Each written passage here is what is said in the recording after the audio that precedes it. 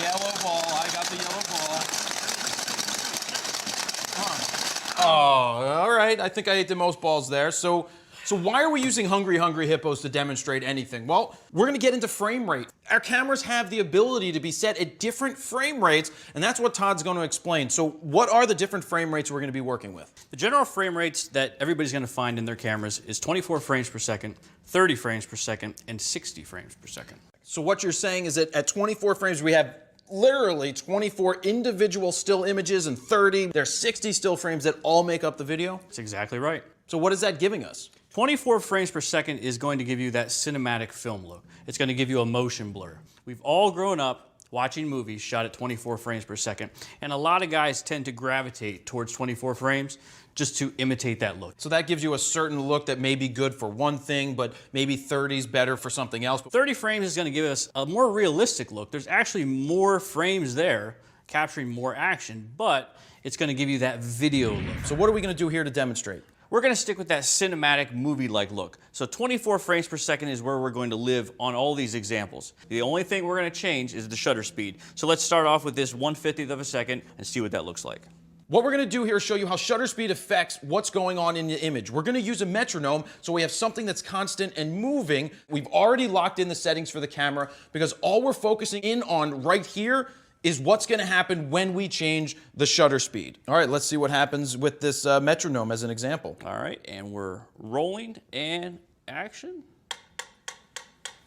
Now this is a very pleasing image. This is that cinematic look we were talking about. Great place to be. This looks all right. What's going to happen if we slow it down to a 30th of a second? Let's see what it looks like. So we're down to 1/30th, and we're recording. Now what's going to happen here is we're just picking up more of that motion blur. Not a terrible thing, but it's definitely something to be aware of if you push it down that far. So we've shown you a lot of different lights that you can use for your setups, but we haven't shown an actual setup, and Todd's going to tell us about a simple one right here. We're going to do a classic setup called a 3-point lighting scheme. It's got your key, it's got your fill, and it's got your hair light. So what I want you guys to know is that we've already locked in the settings for the camera. This isn't about the settings of the camera and what lens and all of that. It's all about the lighting. So Todd, what are we doing here? First thing we're going to do is we're going to turn on our key light. That's our main source of light. It's going to be the strongest light in the whole scene. So let's turn that on and see what it looks like. So while Todd's doing that, I want to let you know that if you just have one setup, I know that this is called 3-point lighting, but we want you to know that with just one light, you can still make this happen. We just want to show you that 1, 2, 3 lights and how that all works together, just so that you have an idea that you can build off of that for the future. So we just showed you guys a lot of different options that you have to get audio into the camera, but there's one mistake that I made when I first started out because I didn't know any better, and that was how to set the audio levels in my camera. I set it to auto, and auto may not be the right choice. Why is auto not the right choice, Todd? Well, it would be great if the camera did all the work. Unfortunately, when it's set to auto, when it's real quiet and nobody's talking, it looks for sound. So it raises your recording level and you get a lot of hiss. Next thing you know, somebody starts talking again and it compresses that audio to try to keep up with all the different levels. Right, so basically what's happening there is the camera is set to auto and it's bouncing up, it's bouncing down based off of just whatever audio is there. So if you have some quiet times, it's really gonna raise those levels. You're gonna hear a lot of hiss, and that isn't good. I hear a lot of hiss in a lot of my early videos, and that really is the reason why. So what is the way around it? Well, the first thing you gotta do is get out of auto and go to manual.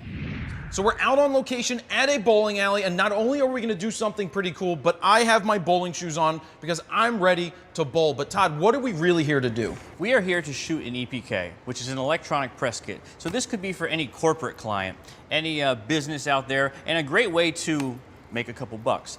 Mr. Dave Leno back here, he's an avid bowler. He's looking for an EPK to help promote himself and how knowledgeable he is. Sure, and another thing that an EPK can be used for musicians, for any business owner. You're telling the story of what they do in an easily consumable piece of content that they can put anywhere and use it pretty much as an advertisement. So you have the clipboard here. What are we talking about? I got a clipboard here. I have got a shot list first and foremost. Last night I kind of just thought out everything I want to get.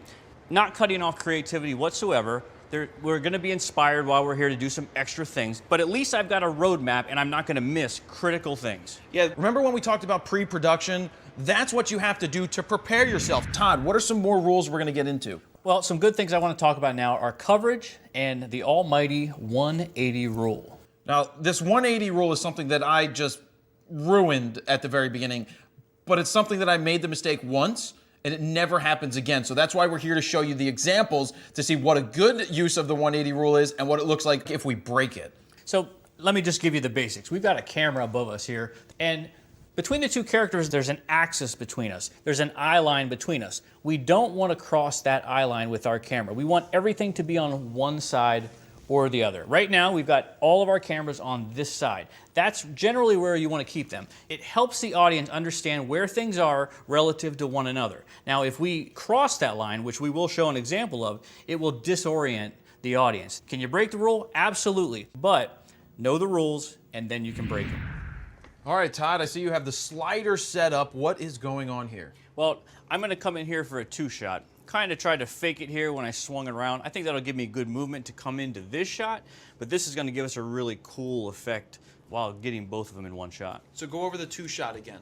Two-shot is, obviously, we've got two folks here that we're going to get in the same frame at the same time. This isn't singles, this is a two-shot. So we referred to dirty and clean before, but in this case, it would be clean, except I decided to grab some glasses from behind the bar, stack them here, so I put a nice foreground element as I'm sliding back and forth, and it's gonna look really cool. So before we can get to shoot, we had the scratch audio coming from the camera before on the first shot, but now that we're in a two-shot, what are we doing to get better audio? Well, now that I'm tighter, I actually was able to rig my Rode mic here on a boom pole over top of them. It's not gonna be the best sound right now, but it's the best for the shot I'm doing right now. It's not pointing at either one of them directly, so it's gonna get a little bit of both of them, pretty good, but not the best. Where I'm gonna get the best sound is when I go in for close-ups.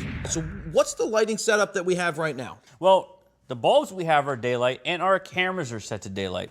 Under the daylight setting, you've got your cloudy and you've got your shady. That's just a variation of the daylight. So as of right now, our whites are white. Right, so if we popped up this white card, we would see that everything should be pretty white. Mm-hmm, absolutely. Now, we also have some other variations in here. We've got some tungsten bulbs in here. So let's switch to tungsten so we can kind of show what's gonna happen while we're still in daylight settings on the camera. Sure.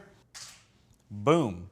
So we are awash in a beautiful orange glow. Right, so basically what switched here is we just changed the light to tungsten balanced light, but left the camera set to the daylight white balance. So what would we do here to get the proper white balance? I mean, we have tungsten lights on now, so we should switch our camera to tungsten. All right, so let's do that. All right.